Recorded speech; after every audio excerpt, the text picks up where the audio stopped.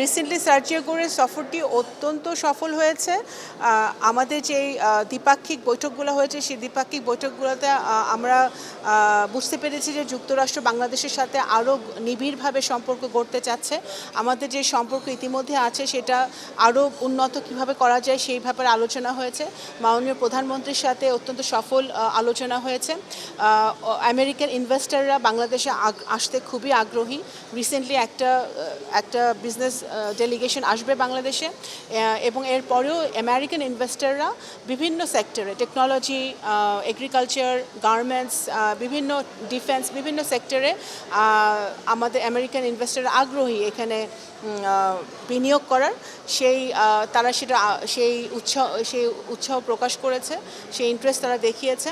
ডিফেন্সে আমাদের সাথে তাদের কোঅপারেশন আছে, এনার্জি সেক্টর আমাদের সাথে তাদের কোঅপারেশন আছে। বিভিন্নভাবে আরও ভালোভাবে তাদের সাথে আমাদের কাজ করার একটা সুযোগ তৈরি হচ্ছে যুক্তরাষ্ট্রের সাথে।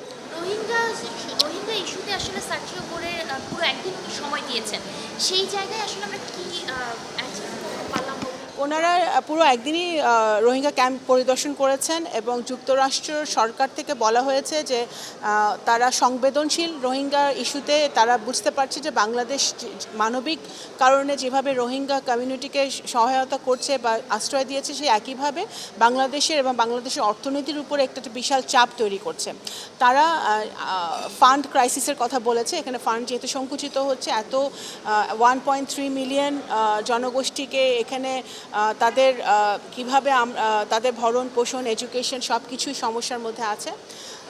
কিভাবে দ্রুত গতিতে বা দ্রুত সময়ের মধ্যে রোহিঙ্গাদের একটা সেফ ডিগনিফাইড রিপ্যাট্রিয়েশন শুরু করা যায় সেই ব্যাপারে তারা উদ্যোগ গ্রহণ করবে, এবং এই ফান্ডের ব্যাপারেও তারা ভবিষ্যতে আরও কীভাবে আমাদেরকে হেল্প করতে পারে সেটা তারা বলবে।